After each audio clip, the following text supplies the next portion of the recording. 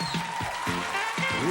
from San Francisco, it's Channel 5's People Are Talking with Ann Fraser and Ross McGowan.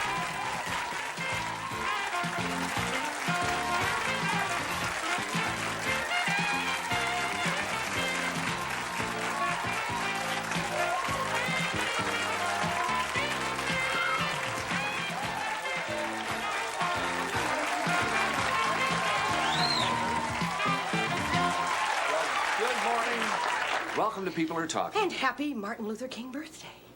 Today is the day we observe his birthday. We do, nationwide, and the Freedom Train, which has already left San Jose, it's on its way to San Francisco, and what you're seeing now, or almost now, are a lot of the people that were boarding the one of two Freedom Trains that will be carrying something like 4,000 people from San Jose to San Francisco today. And a lot of festivities today. And there's going to be a march from the Townsend train station to Civic Auditorium starting at 11:30 here in San Francisco, 11:30 this morning. Then this evening at 7, there will also be a rally at the San Jose Civic Auditorium honoring the late Dr. Martin Luther King. He was assassinated just 20 years ago on April 4th, 1968, and a planned effort that we're going to tell you a little bit about a little later on in the show to make sure that school children are aware of Dr. King and all the good works he has done. KPIX has put out a pamphlet, and we'll show it to you a little bit later. You know, this morning we're going to talk about the image of black men in our society. Not long ago, Newsweek did a whole cover story on it, and I want to read you just a little excerpt from that story. It says, "Black men are 6 times as likely as white men to be murder victims. They are 2.5 times as likely to be unemployed. They finish last in practically every socioeconomic measure from infant mortality to life expectancy. And some feel that black men in America seem almost an endangered species." Well, it's interesting that many people perceive black men as less intelligent, less productive, more hostile than the rest of society. And today, on the observance of Martin Luther King Jr.'s birthday, we thought it would be interesting to confront these stereotypes. We have with us this morning to share their insight 3 very interesting men. We have Huey Newton, former Black Panther. We have Ishmael Reed, who is the professor of English literature at UC Berkeley. And we have Jawanza Kunjufu, the author of Countering the Conspiracy to Destroy Black Boys. Will you give all 3 of them a nice warm welcome this morning?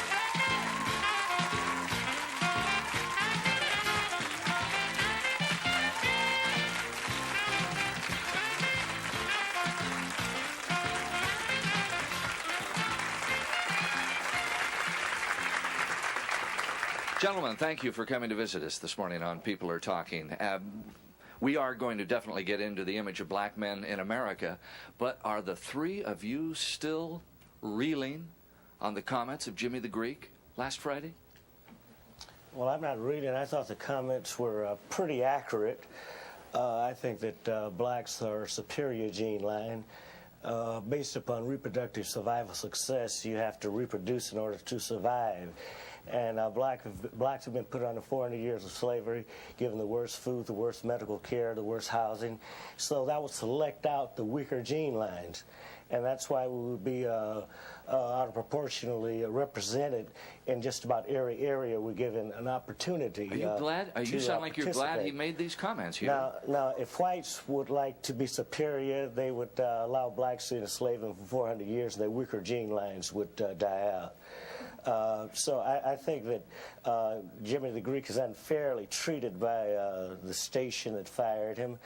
And I think the other group that probably would have a superior gene line based upon reproductive survival success are Jewish people who've been driven and murdered for years. And I would like to emphasize it has nothing to do in particular with race. It has to do with selecting out a weak gene line or weak family names. Weak not in an absolute sense, but just that the people cannot stand the oppression. Ishmael, how do you feel? Well, hold on, I'll go another way. And that's that there were 1 million black boys last year that wanted to play in the NBA. Of that million, only 400,000 will even make it to play high school ball. Of that 400,000, only 4,000 will be able to make it to play college ball. Of that 4,000, only 35 will make it to the NBA. Of that 35, only 7 start. and the average life in the NBA is 4 years. So the real problem is we have 1 million brothers looking for 7 full-time jobs the last 4 years. And yet last year we had 100,000 jobs available to be a computer programmer, engineer, or doctor, and only 1,000 brothers qualified. So our appeal to black males is to realize the odds. That you do most will be that you do best. I mean, we were the first doctor, not Hippocrates, Imhotep. So we have the ability either in math or science or music and sports. But that you do most will be that you do best. If you play basketball from 3 o'clock to 9 o'clock, you'll be a very good basketball player. If you went home and went to the library, you'd be a very good scholar. We need more black male role models that will encourage our youth in math and science. Ishmael, how are you reacting to the... Yeah, I was offended by the remarks, but... you were what? Offended? I was offended by the remarks, but I hear those kind of remarks all day, every day. And I think that... so he said what you think a lot of folks are thinking anyhow, but they're not saying it. Before I came over here, I was tuned into another channel, fortunately. That's okay, Ishmael. And I think the interviewer was trying to congratulate Arthur Mitchell of the Harlem dance group. And he tried to congratulate him by saying that, well, these people are not into superfly bebop. They're into things that are more, forms that are more elegant and sophisticated. I can't think of any music form that's more sophisticated and elegant than bebop. So I took that as a slur against Afro-American music. So I think what happens is that we run the risk of singling out people like Nick the Greek and Al Campanet, is that the way you pronounce his name? Yeah, who have working class styles, and we let these elitists, people in culture and education, get away. Do you understand what I mean? So it seems to be a double standard. People who have a working class background, like those two guys, get blasted. But people in the industry I work in the university and culture, get away. They make remarks like that all the time. So in other words, it's kind of a good thing that it came out. It kind of hit people in the face, made them realize that they have this deep programming that's gone on. Yeah, but see, the programming continues. I mean, you know. I can't see why any people would be insulted by someone saying they're superior. As I read the article... Yeah, but the Reverend Jesse Jackson, Huey, has said he should have been fired by CBS. Dr. Harry Edwards... Huey, hold on. I'm talking about what Huey Newton says right now. Jimmy the Greek also said if blacks are given the opportunity in management in other areas, they will probably be superior there, too.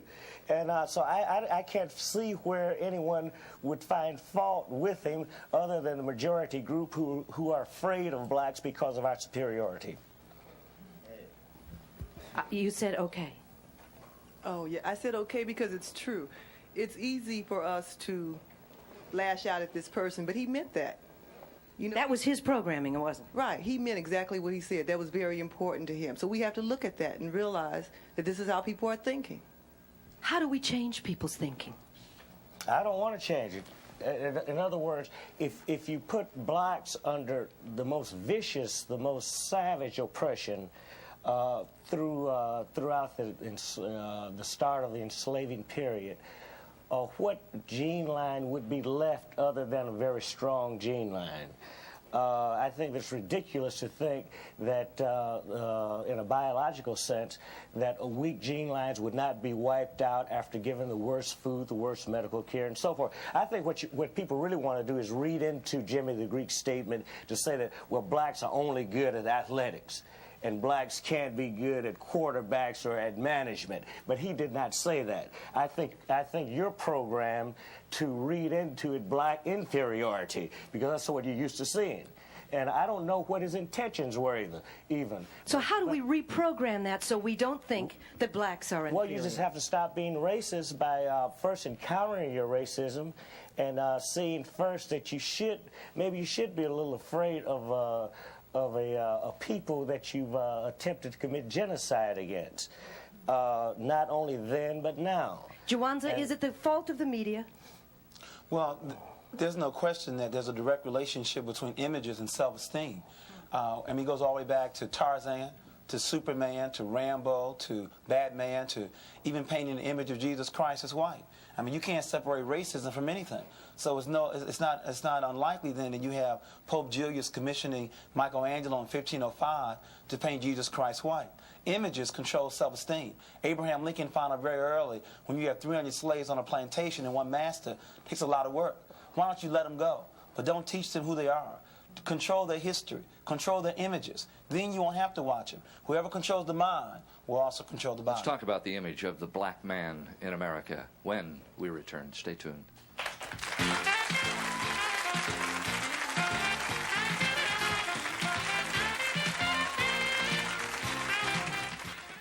Trying to find the card here of an article I had read in Newsweek magazine by Sylvester Monroe, a reporter for Newsweek.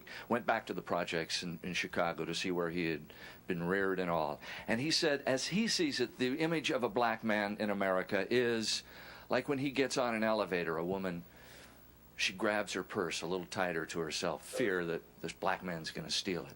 He's walking down a deserted street with a black friend, and a white couple is walking toward them, and they cross the street for fear of these black men. Is that the image of black men in America as you see it? Well, one of the things that I'm concerned with in one of the books that I've written, Countering the Conspiracy to Destroy Black Boys, is what happens early on. And one of our concerns is we have studies that document that black boys may be the best students in the country up until 4th grade. So the question is, what happens to black boys in the intermediate and upper grades to begin to create the kind of image that you're talking about when they become 18 years and older? I sincerely believe that only men can make boys men. Now, don't misquote me. I did not say that a single female parent could not rear or educate her child, but she need not do that by herself. Because I understand we're on television time, it's time to make the point very clear. Where are black boys going to see black men? If you look at the home, 38% of all black children live in a single-run household. In terms of school, 83% of all elementary school teachers are women. 95% of all teacher aides are women. When you look at on television, you'd be hard-pressed to name 5 positive black men on television outside the news, especially if I excluded Bill Cosby. And then, unfortunately, many young people, men don't go to church. So the last place is the streets, and that's the problem. The streets do a very poor job making black men. So the real problem is black boys have a difficult time seeing strong black male role models, which is why these kind of shows are very important. What about Eddie Murphy? As a positive male role model? Yes. I have concerns about that. I respect his ability to use his talent, but there are other ways. I mean, images are very important. And even in his last movie, where he even used a plug about Bill Cosby said, you know, can you make things funny without using 4-letter words and so forth and so on. It's as if Eddie Murphy said he understood it, but he went right back to using 4-letter words throughout his entire show. So we have to clean that up. How about any of the black men in the audience this morning? Have you ever had experiences where when you take off the coat and tie, you're treated differently? Yes. Carlton? Howard? I'm sorry, Emmett. Definitely. I'm involved in politics, and as I'm dressed now, I'm treated a lot different than when I had my tie on. How are you treated differently? Well, take for instance, if you're walking down the street, and I grew up in a white environment most of my life. If I'm by myself and I'm walking around white people, they're going to look at me strangely, as if I've done something, whether I've done it or not. But I wanted to ask a question that I want the gentleman to address, as far as the media and government, how they downgrade our leadership, and also our government, how they spend more money putting our brothers and sisters in jail, and as far as not taking care of the educational part. I think that's a root of our problem as far as black America. Education. I'd like to reinforce that America spends $2,300 on Head Start. To reinforce your point, they spend $20,000 to $38,000 on prison. So I believe we need to raise the right questions. How long do you stay in Head Start? Year? 2 years at the most? How long do you stay in prison? The rest of your life? Question number 1. Question number 2, which one works? A longitudinal study documents that Head Start works. But in terms of prison, 85% of inmates to get released go right back in. So as Jesse Jackson says, we have 2 choices, middle-class white America. You can either send me to Penn State or to State Penn. Carlton. I don't expect institutions in America to project positive black male images.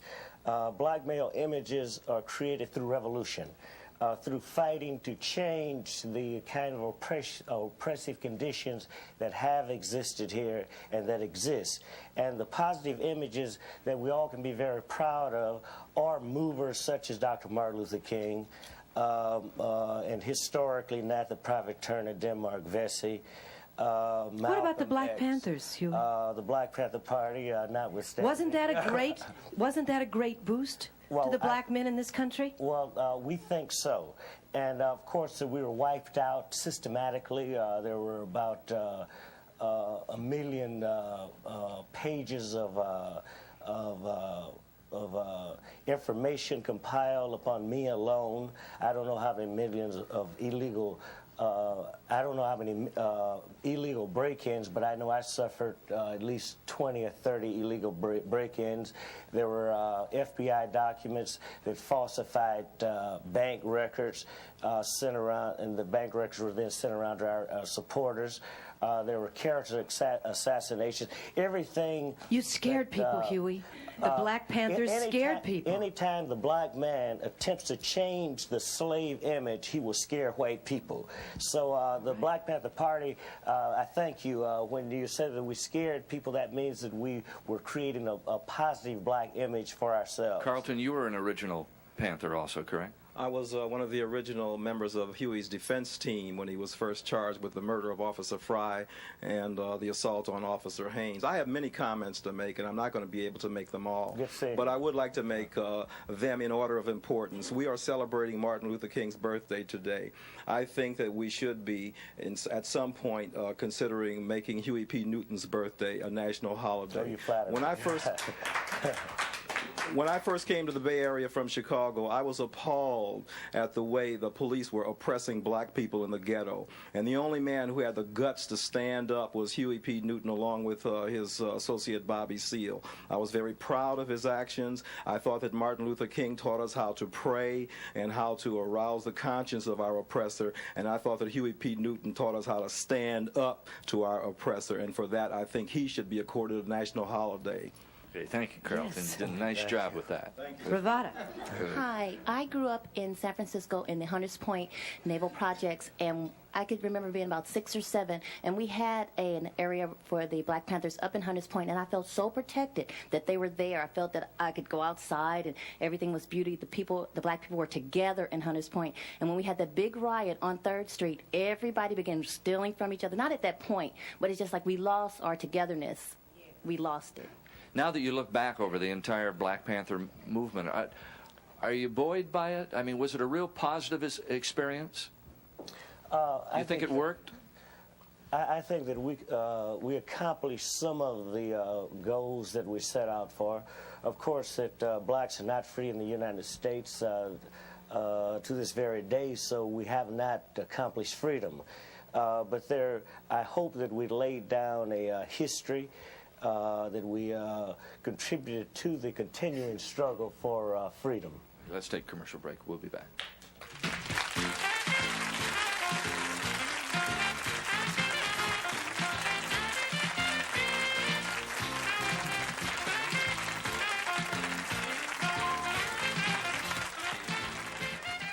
Ishmael Reed, you were unhappy with the film The Color Purple and the way it portrayed black men. Why? Well, in my new book, Writing is Fighting, plug, I That's okay. outlined some of my reservations about the film. I thought it was a contradiction for the writer and the industry behind the writer.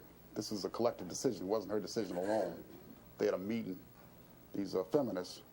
I thought it was a contradiction for them to take a film about black male chauvinism to the biggest male chauvinist in Hollywood. You wouldn't take a film about Martin Luther King to Bull Connor and ask him to do it, okay? For people who say racism and sexism are the same, I couldn't imagine that happening. So this movie was taken to Steven Spielberg, who's been criticized by Asian American organizations, Irish American organizations for his depiction of Irish and Asians in some films. And I understand a new film, which my wife and daughter saw yesterday, is anti-Japanese. So they took this product to him, and the goal apparently was to make money. Do you understand? Now we have a color. So it distorted Alice's image from her book? Well, that's up to her. I mean, she was a consultant on the film. She was on the studio working on the film until the commencement of photography. What did you like?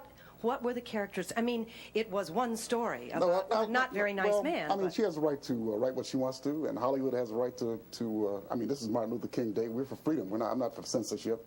They have a right to do what they want to do. I'm just pointing out the contradictions in the feminist ideology. Now we have another Color Purple clone coming up where they're going to do a lot of these because they made a lot of money, made over $100 million. So, and I understand from Fortune 500 that Steven Spielberg's almost a a billionaire. So, you know, we're like a natural resource. That's one thing black males are. They take our stuff and make a lot of money out of it. We should hire ourselves up like the coal industry or something. But anyway, there's a new film coming out which is going to be done by the producers of Rocky. Same thing, a feminist took a product about black male chauvinism and took it to a man who produced a misogynistic movie, Rocky. And the movie Rocky made millions of dollars exploiting the public's fear of black males. You know, you had the scene where Mr. T hit on the man's wife, and that kind of thrilled everybody when he got knocked out or beaten or was conquered by Rocky. So I think one thing about black sexism is it's big business. And that may be the reason that it'll be hard to eradicate it. So in other words, you're saying that they're making a big business on the misery of black men. Oh yeah, I mean, rather than uplifting them. Sure. And the ironic thing is these people are liberals. You know, the people who participated in this wasn't given us by the right wing. It was given us by liberals in Hollywood were the ones who produced this, and they're producing the next. You have a comment. Yes, I think that we'll all agree that education would be the key to remedying many of the problems that we have in the country today with respect to the images of black male. I'd be interested to hear from some of the Caucasian members of the audience is how they could, how as citizens and taxpayers, we could do something to increase the number of blacks in the graduate schools. I've been teaching in law schools for 12 years, and the highest point of enrollment was during the 68 to 71 period after the Black Panther Party was organized. As you know, there were many more job openings, there were more educational opportunities, but now enrollments are now down, and we want to see how can we increase that. Well, we're not getting any comments from our we are white here. audience. Hang on, right this here. morning. We've got a comment about education, Merle. I feel like you're right, and I feel like it's a very lacking part of our society that we don't address the needs of the black student.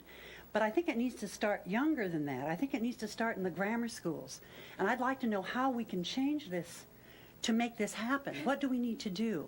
I don't feel that education addresses the needs of the black student. I totally agree. One of our problems before even the issue of prison, black children are 17% of all children in this country, but they're 41% of all the special ed children.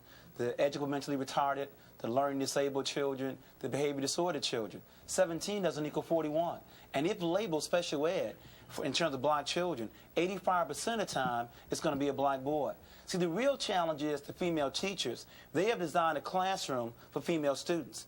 The student with the least chance of being placed in special ed is the white female, then the black female, then the white male, and then the black male. So white boys also have similar problems with this female-run classroom. In other words, if you know that boys have a higher energy level, a lot more movement in the classroom. If you know that boys are more advanced gross motor, then allow more gross motor activities. If you understand that boys have a higher ego or some other kinds of issues, we need to allow for that more in our classroom. And many times we aren't doing that. And we need to pay teachers so that black men and white men would like to become educators at early grades. Vera. Correct. Well, I was an affirmative action officer at a major company for 4 years, and while I was there, one of the programs that we started was having some of our black engineers and other female engineers and different representatives of minorities go into the high schools with us and make presentations about the fields that they were in and what it would take to do that as far as an engineer or a technician, etc. I think that was a real start, and I had some mixed feelings about it. I never liked it to look staged, but it was, I think, real effective in getting the students to think about it.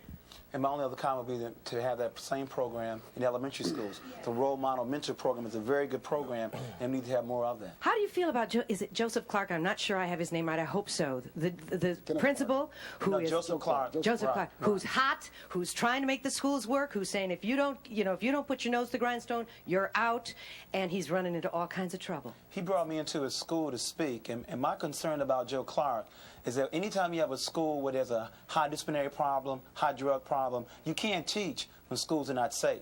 He was a major contribution in making the school safe. But good principals are also strong instructional leaders. Joe Clark is not a very strong instructional leader. He made the school safe. Now we need to have another kind of administrator in there for instructional leadership. In other words, you need to have someone else who will make the school safe. That does not have to come out of the principal's office. We got to so go I respect away from them. the We need to have somebody else for instruction. We'll be back in just a moment. Stay tuned. Seems to me.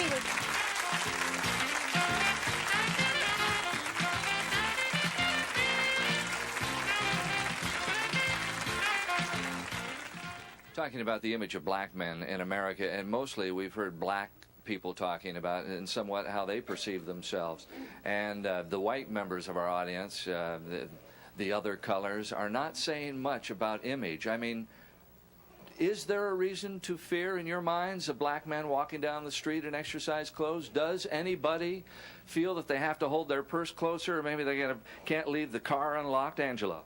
Well, I don't know about my purse, but I don't want to cheat you either, because I'm Puerto Rican, so I'm part of the Rainbow Coalition here. You know, I'm from New York, home of Howard Beach, and one of the problems is, although we have to talk about long-term problems and structural problems in the society and how, you know, images are projected, what do you do in the short term? And that is the fact that you have that fear.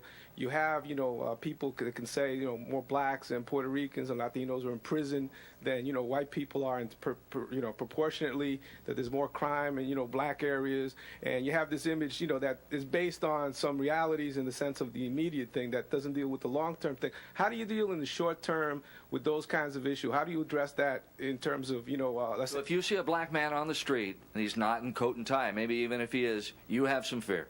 Well, I think people have fear. People have fear of me, you know, as a Puerto Rican also. So there's a lot of fear around. But again, the question is, how do you, like in New York City, the city is very, very polarized now, for example. How do you deal with those things, as I said, in the short run? Well, I think we can answer that question very quickly by simply asking ourselves, why were black people brought to this country?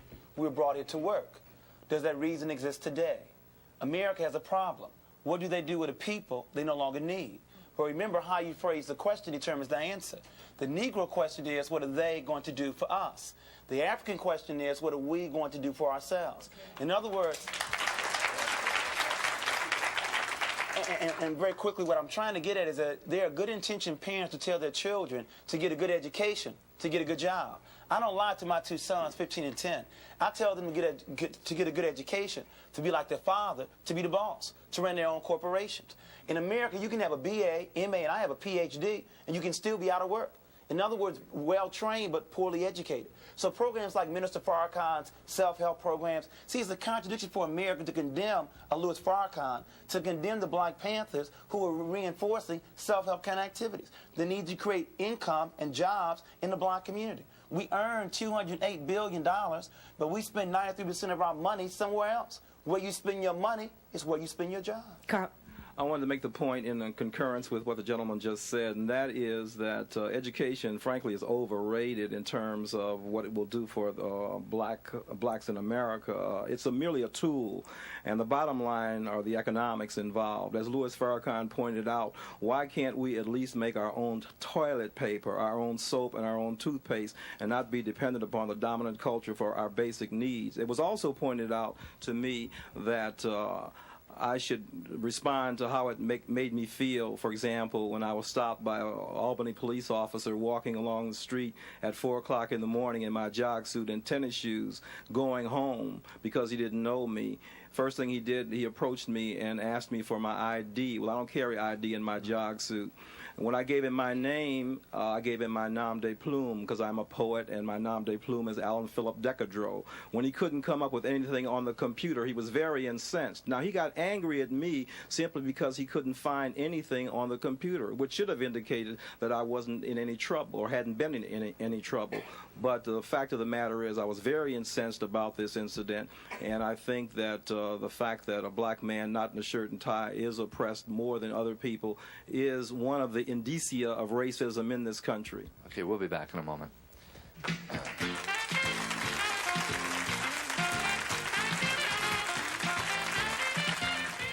Carolyn, you had a question.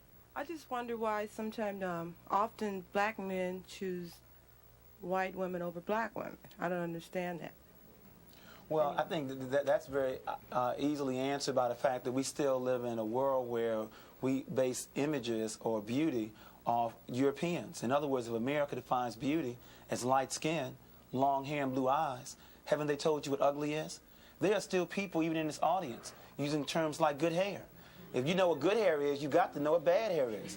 If you know what pretty eyes are, you have to know what ugly eyes are. That's dialectic. Once you know what it is, you automatically know what's not. But you know what's amazing about racism? When I was in Florida, I found Europeans trying their best to run down to Florida to get a suntan to look like us. And then I found us running home with cream, trying to look like them. Do you know how many black women, even in this audience, cannot swim? Afraid their hair's gonna go back? Go back to where? Where are you afraid of it going back to? Linda. I just wanted to address what was said earlier about black men walking down the street in the middle of the night. Anyone walking down the street in the middle of the night will be stopped by a police officer because that's not a common time to be out. And if someone was walking down the street in your neighborhood at 3 in the morning, wouldn't you wonder, no matter what color they were, what they were doing there? Exactly. Ooh, yeah, Starla. One thing I was going to address in there is that I don't think it because you were colored, and if you're saying that the officer had an attitude at all, it might have been any question that you were giving false ID. Was there any other reason? Not just because of your color, but for his own safety. They just found out that the Transit Authority in New York was singling out Hispanic and black men for arrests when they were not guilty of crimes. It's a big case in New York right now. That happens all the time. Starla. That black... Do you want me to finish? That there seems to be tension between black men and white men in this country. I once proposed that the black men and white men ought to have a conference like the women did down in Houston. Maybe they can work it out, because I know every time I go out of the house, I want to have some kind of hassle with somebody, you know. I'll give you a concrete example, an anecdote, okay, instead of theory. An anecdote, something that happened to me. I've been trading at this coffee place on Telegraph Avenue in Berkeley for about 15 years. People have been very courteous to me. I went in there with another black person, a black man, and I thought they were going to call a riot squad or something, you know what I mean? Because two black men constitute a mob, I guess. That goes back to slavery. So I think there's some hostility and conflict between black men and men of other backgrounds in this country, and I think it ought to be worked out in a peaceful manner so that we can avoid some of these conflicts. And I think getting back to education, you mentioned Joe Clark and his methods and everything. I think something's wrong with this curricula, too.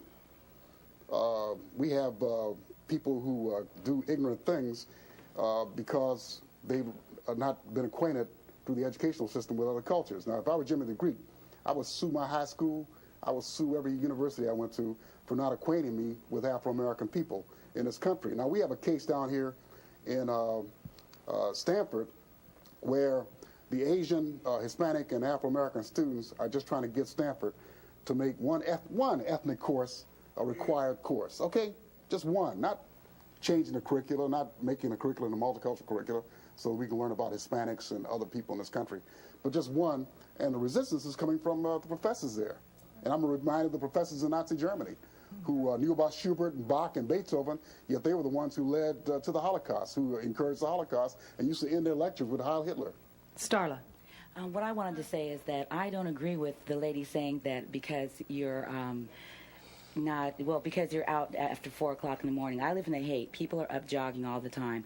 You don't see anybody being stopped at 5 o'clock in the morning, 4 o'clock in the morning in the Haight-Ashbury. But that's because it's a predominantly white neighborhood.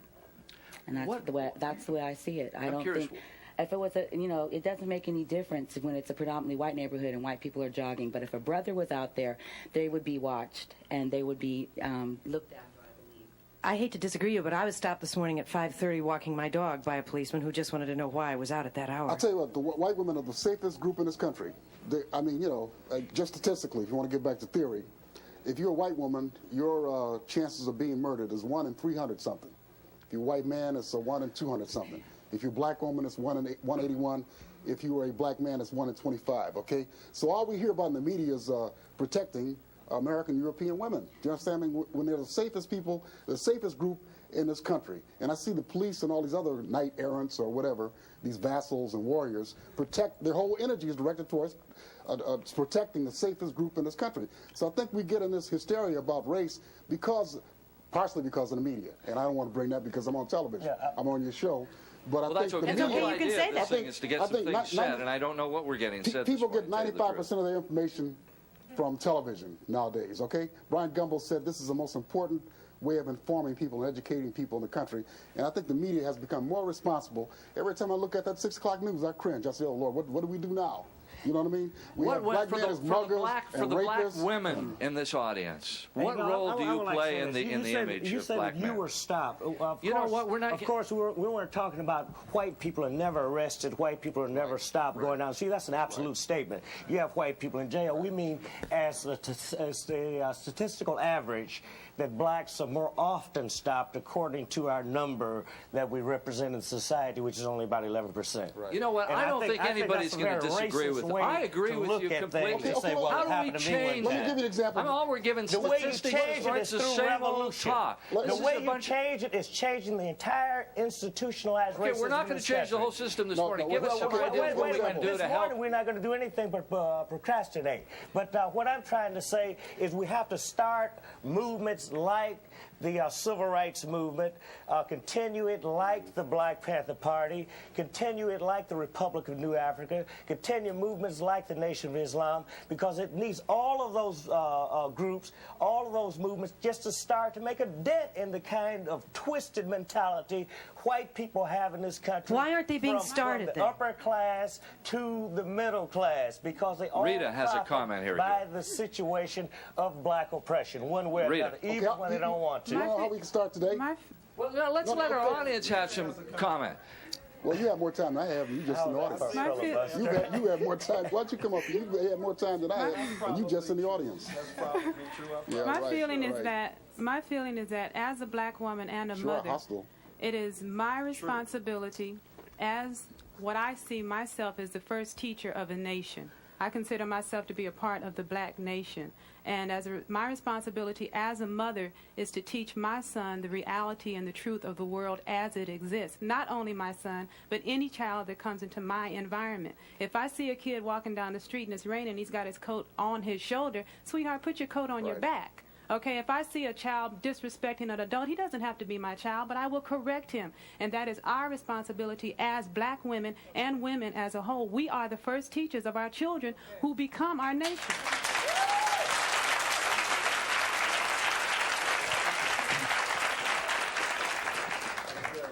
Joey. There are white men in the audience, and there are black men in the audience, and we haven't heard anything from the white men. How do you guys feel about the black man? Ross, how do you feel about it? What is your point of view? I would say that I have met some white men that I haven't cared for and some black men that I haven't cared for. I mean, I was telling somebody a story before I went on the air, and it was back in 1968, and I was living down in Campbell, California, and the fella below us was holding his new little baby. And I looked over the railing and I said, "Congratulations! I mean, you're a dad now." And he said, "Yeah." He said, "The first thing I'm going to teach this child is the difference between black and white." And I walked inside and I said to my wife, I said, "Whoa!" I mean, that scared me. That really upset me as a white man. That another white man was saying he's going to teach him the difference between. That's the whole problem we got in this country. There's no difference. I'll be brief, I promise. Carlton, you can't be brief. You can't be. Yes, I will. No, I wanted to make the comment that Ann mentioned she was stopped at 5 a.m. I agree with the brother who said the police officer was trying to protect her probably. I didn't finish my story. The police officer who stopped me, when he couldn't get a readout on the computer, told me that I was going to stand there until something came up or I gave him a different name. I explained to him that my nom de plume had been in existence for over 20 years. I turned my back on him and walked away as he pulled his revolver. And his brother officer said to him, "Don't shoot him, it's not worth it." And I did not turn around, so it could have gone either way. He wasn't trying to protect me, but he was trying to protect Ann. I think enlightened white males like yourself should go back and try to educate some of the other guys. Okay, no, let me finish, because I'm not singling you out as being part of the problem. Your ancestors are probably in Europe paying as much dues as some of the slaves. That's possible, okay, because there were white ethnics who came here as slaves, as indentured servants, and who were restricted in their activity just as blacks were. But I think that when you look at the problems in this country, the institutions, for example, it's just coincidentally maybe white men in charge of those institutions. White men are less likely to give jobs to minorities and women, okay? White men are the ones who are committing incest, okay? That's one thing I objected to The Color Purple, because they had these black men doing all these kinds of things when the incidence is very low in the Afro-American community of black men committing incest. If you want to talk about rapists, you have to talk about white males again, you know? So white men need to be educated, and white men like you ought to go back and try to educate them. Thank you, Ishmael. We'll be back after this.